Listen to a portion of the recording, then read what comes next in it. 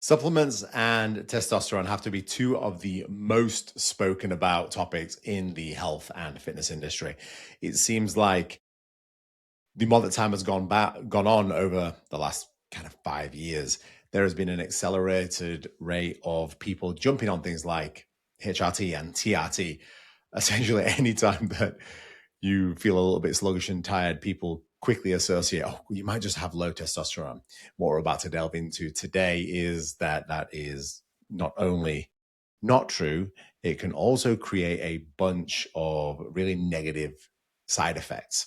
And those side effects are largely not going to come from the supplementation itself. But what you have to understand is that when you go on a testosterone replacement therapy, is that it is likely going to be forever. It's likely going to be for the rest of your life. You're likely going to have to continually take a certain dosage for the rest of your life.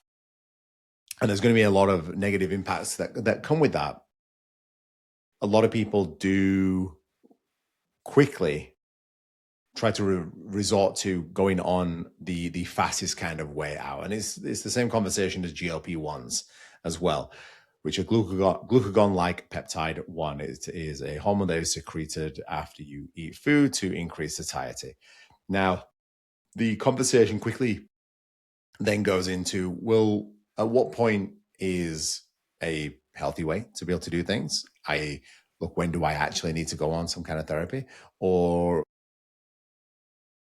what is an unhealthy way of doing it, essentially? When is hey, I'm just getting a little bit tired, or I'm overworked, overstressed for a period of time. I want to immediately just go and start sticking needles in me, which is never a good idea. Interestingly enough, I had a conversation with a good friend of mine earlier this week, and we were talking about his blood work. He shared with me, hey, look, I think like I'm low in testosterone, in free testosterone, and a bunch of other things that he had going on. And he doesn't have the healthiest lifestyle in the world at all. Loves partying, loves too many social drugs, let's call them. Doesn't eat overly well. Gets to a point where he's overweight. And this guy's a high-performing individual too. Really, really switched on guy. Cognitively, very, very sharp. Runs a very successful company. And he gets to a point where he's like, you know what? I'm just feeling a little bit off now. I look at myself in the mirror. Suits are tight. I feel like shit. I'm not getting much out of my missus either. She's not fucking me anymore. So I'm just going to go crash diet. I'm going to exercise a bunch. And I'm going to try and get on anything that I possibly can. Which is not unlike a lot of people that are probably listening to this in some way, shape, or form. You may not associate completely with that, but there might be certain aspects of said friend's life that you relate to. His answer was, well, I'm low. I'm just going to go immediately on TRT. Now, before we touch into some of the side effects of that, this episode is largely going to be a Q&A. Questions have been sent in through people that I know, clients of mine, and also user 0146 Zen, Z-E-N, and a bunch of other numbers after it as well. So people are very much interested in the supplementation world and in testosterone and how it affects us. So what we're going to jump right into is a couple of main topics with the questions that have been sent in. The first one is, are BCAAs a waste of money if you're already hitting your protein? The science, put simply, is BCAAs, or branched chain amino acids, essentially are small building blocks of protein. An amino acid essentially is a small building block of a protein. BCAAs contain leucine, isoleucine, and valine. Essentially, the challenge is that as they all compete with upregulation into the bloodstream. So essentially, when you consume a BCAA, you're getting small little amounts of these three. You have got 9 essential amino acids and you've got 11 non-essential, meaning that we need the 9 essentials to be able to function on a day-to-day basis. We need to get them through food. We've got 11 non-essential. They still do things in the body, but they aren't, quote unquote, essential. Now, when we take any protein, we essentially want to stimulate something called MPS, or muscle protein synthesis. That is the secretion of protein. At any point throughout the day, you are constantly in a state of muscle protein breakdown and muscle protein synthesis. And ideally, we want to be in a net positive across the day. By being in a net positive, we can err on the side of knowing that we are going to be in a positive state to be able to build muscle tissue, or more positive than we are in a negative. If we are in a negative state, it means that our MPB, or our muscle protein breakdown, is essentially working harder or doing more than our synthesis. So we're going to start to break down too much tissue or go into a catabolic state in terms of muscle tissue. And that's not what we want. We want to err on a side of positive. Your body can't tell whether your protein is coming from a pill or a chicken breast. All it knows is that there's a particular code that I am getting, or a particular ingredient, lump of bacteria, however you want to put it. It knows that it's got this, so it needs to do something with that. Now, leucine is the biggest driver to muscle protein synthesis. Think of it as the kind of the on switch. It is the on switch of, hey, I need to start secreting this. Now, something that is practical for you guys is, I think BCAA is a massive waste of time and waste of money as well. You can get more than enough from just having an adequate diet. This even includes, for a long time, I did think and I don't completely disagree with this, but for people that are vegans or struggle to get in protein, they may not be a horrible idea. But even with that, you can still get complete protein sources from protein powders, from pea, rice, isolates. So you can still get a sufficient amount in, regardless of what supplementation there is, regardless of what food sources there is. You're going to get some people that are just genuinely a pain in the ass. And that sometimes isn't their fault. Sometimes it's a case of, well, I am incredibly religious. I don't believe in eating meat. I don't believe in a myriad of things. But I also want the best results possible, which makes it really fucking difficult. First and foremost, you can still get good results in order to get the best results possible. I mean, define that, but it's going to be incredibly difficult if you are eliminating a bunch of things that we know that science has proven are going to be beneficial to us. It's like me saying, I want to break the marathon record. I want to be the fastest runner in the world, but I don't really want to run that much. In fact, I'm only going to probably run once a week, max. What else can I do? Oh, well, we can do some strength training. That's okay. No, I don't really like lifting weights. Okay, well, you can do some body weight stuff. Okay, yeah, I'll do some body weight stuff. You start to really eliminate the possibility or the potential of your own growth. So the takeaways, I guess, with BCAAs are, I would take the money that you are spending on BCAAs and redirect it towards whole protein sources, such as chicken breast, such as lean meats, such as things like tofu.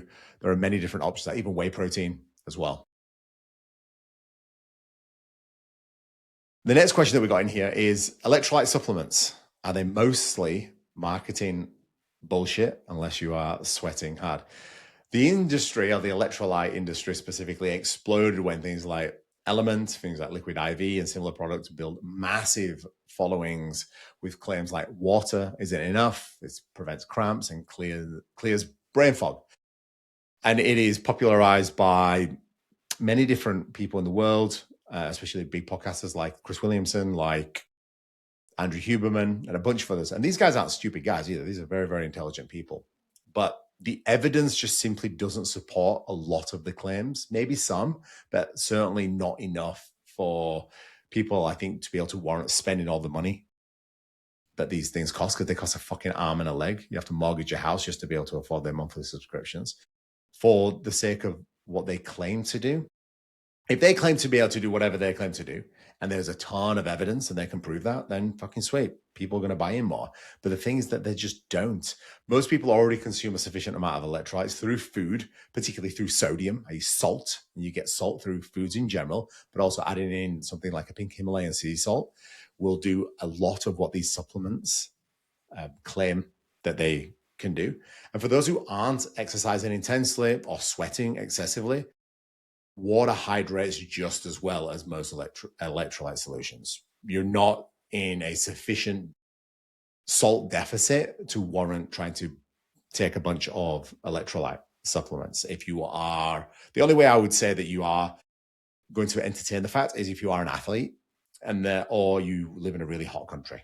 and you're sweating all the time. If you're living in sort of North Queensland, Townsville, for example, maybe warrant it. If you're living very close to the equator, maybe warrant it. But for the most part, I think that something such as a good quality sodium, adding salt to your meals, hydrated enough, some carbohydrate with the kind of a hypertonic solution is going to be your best bet versus spending a bunch of money on electrolyte supplements. It's a hype. I think it's a waste of time and money. The last one is, are they better creatine forms than just monohydrate? Creatine monohydrate specifically is one of, if not the most well-researched, effective, and safe supplements in existence.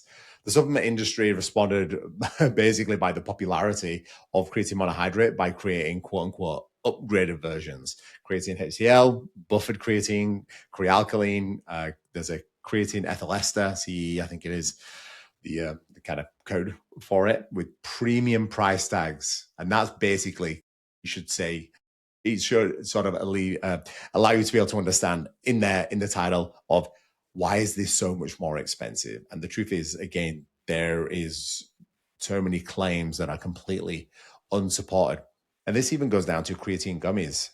There's a fitness educator, influencer called James Smith, and he basically debunks this. He spent a decent amount of cash basically reaching out to the companies or the examining boards where they essentially take the supplement and they test the hell out of it. It's a testing foundation, I guess you would call it, and proved many, many, many times over of different supplement companies that were saying these creatine gummies contain X, Y, and Z, and most of them didn't even contain any creatine, which just shows you how powerful marketing can be. So in terms of creatine, put in a nutshell, creatine monohydrate is going to be your best bet. Standardize your creatine recommendation anywhere from 3 to 5 grams at any time of the day. Just take it at a time of day where you can consistently take it, is my advice.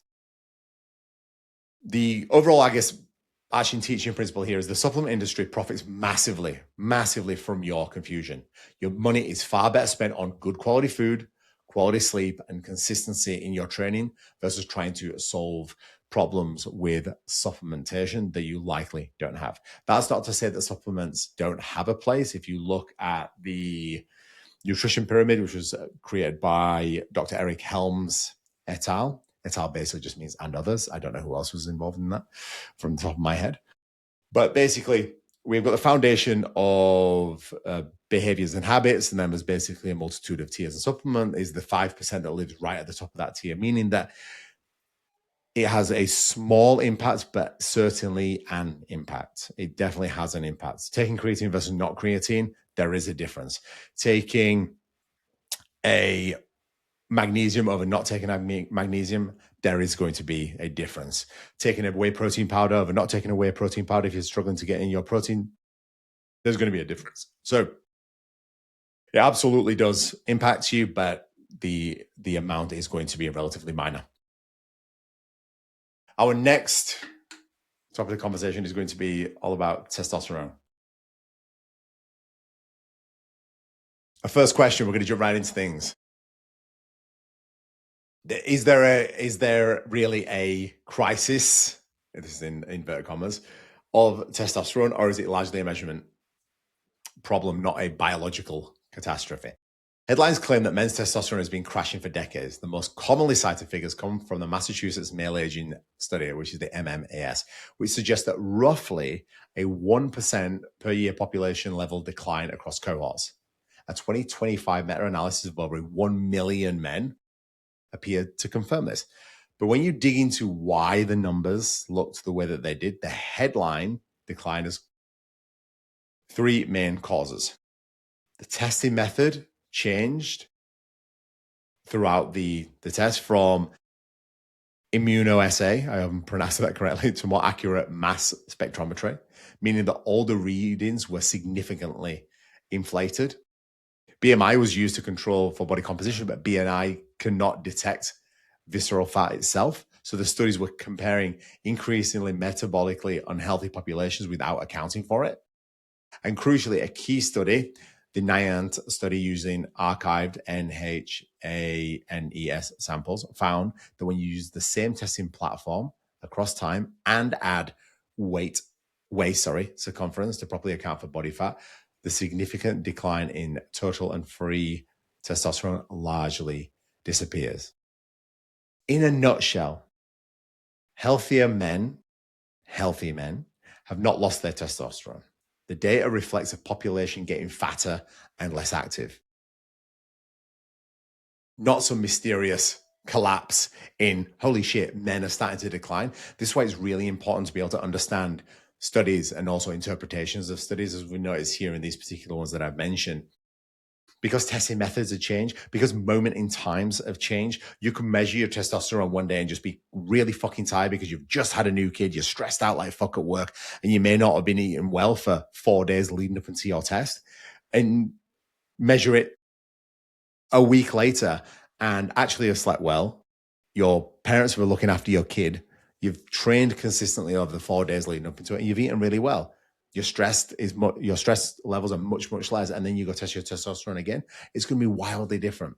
So it's important to be able to understand that just because the media puts out there that it's like I'm demonizing the media, but stories, publications, whatever it might be, might say something, but it's really important to be able to dig in deep. So when men, and this really, really does relate to a lot of high performing individuals, high performing men and women as well.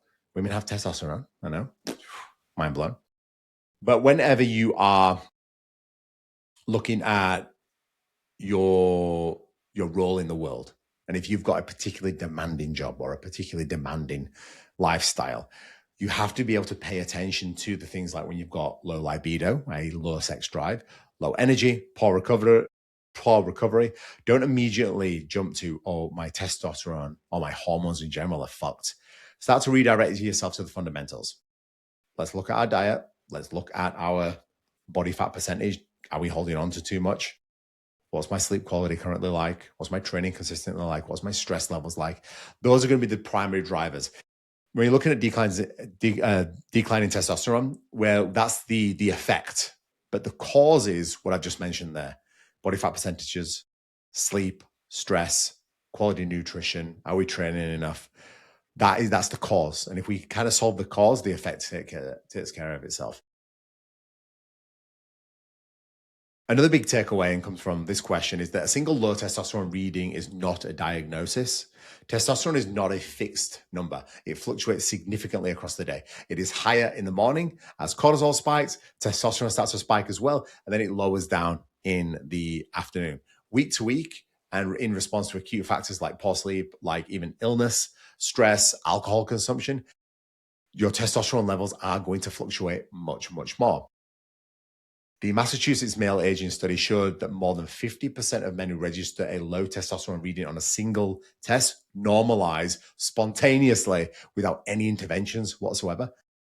And that's because readings can be different due to the factors that we just mentioned. If you go into it absolutely stressed out of your mind and fatigued, and you might have just had an argument and do your test, versus being a very chilled out state. You might have smoked a spliff. You might have gotten laid that morning. I mean, fucking hallelujah. And then you go do your reading, it's going to be very, very different. And it's going to largely be in a positive like state. But even that positive like state, you have to understand that that's also a moment in time. And because of that moment in time, know that it will fluctuate potentially up or down a week later, or the next time you certainly go to get your testosterone checked. This is a great question. And something that's very, very common in the health and fitness industry right now is that testosterone boosters, are they useful or useless? The supplement industry has capitalized on testosterone anxiety to create a multi-billion pound quote unquote booster category. When researchers tested over 50 commercially available testosterone booster supplements, 12% were found to contain undisclosed steroids, meaning that some clients knowingly were taking exogenous androgens that will suppress their own natural production. When you start to inject testosterone, your testes produce less. They don't need to work as hard because you've got more free testosterone. You've exogenously, meaning externally, injected that into your body so that your testes don't have to produce quite as much. That done over time means that they will start to reduce the functionality of themselves. They don't need to work as hard. So why would they? The body is generally a very, very efficient organism. It doesn't want to do anything that's going to create it any excess stress. So the remainder, or mostly, of testosterone, let's say that some of it's contains undisclosed steroids. The remainder mostly contains ingredients like zinc, vitamin D, ashwagandha, and various herbal extracts, which deficient in populations may support testosterone, but it does not raise it above an abnormal level. If you're already in a shitty state and you go in and you take something like a test booster, it's only going to improve it marginally, likely because of the ingredients that are in there. It's not because it is doing anything magic. The market exploits the exact same fear and confusion any podcast episode seeks to be able to promote. They want to fearmonger people. This isn't my opinion either. Do your own research. Go take a meaningful look at studies and really start to understand this, because people are wasting their time. Go get an actual blood test. Speak with your GP. Speak with somebody that really knows their stuff. And this is not discounting any doctors. I work with a lot of doctors. Some are more switched on than others. I would speak with a doctor that's got a good idea about training, about the bodybuilding world, but the bodybuilding world, the health and fitness world, that really has interjected themselves into that, because they've got just a different scope. They've got a very real world idea of the world, and that particular world being steroids, PEDs, things of that nature. The one-liner takeaway principle is the best testosterone protocol that you've never been sold is losing visceral fat, training consistently and training fucking hard, sleeping well, and managing stress. If you do all of those things, your testosterone will be just fine. Just fine. And that is the end of our questions. But the thing that I wanted to end on is whether you think you have low testosterone or you want to take a certain supplement, whether that is exogenously, say that 10 times fast, through an injection, or even just normal supplementation, fish oil, multivitamin, vitamin D, etc. Use some common sense. Be like, hey, do I feel I really need this? And why? If you are confused, speak with your GP, or speak with a good GP that you know, so you can understand this more. A lot of times we do buy into podcasts, and especially popular ones. I know there's a lot of people that are on the Diary of a CEO, for example, Stephen Bartlett's podcast, who Stephen Bartlett I still think is the best in the game at actually being able to hold the conversation, an intellectual conversation, being able to allow the conversation to flow. I don't think there is anyone quite as good as him right now in the podcast game. But the caveat to that is that a lot of his guests talk shit, and it's very, very easy to be believing in the things and the claims that they are spouting. But if you follow people like Dr. Lane Norton, there's a bunch of other people that do debunk a lot of stuff that is said in those episodes, and a lot of them are just flat out nonsense. They say studies show, and they'll make up a ridiculous fucking thing. Studies show that eating this food increases testosterone production by 1,000%. Said with enough conviction, some people will believe that. But as you start to delve into, okay, well, what studies? The interesting thing is that they rarely, if ever, cite any. It's important to be able to understand that just because something's said in a popular publication or a media channel, that doesn't mean it's true.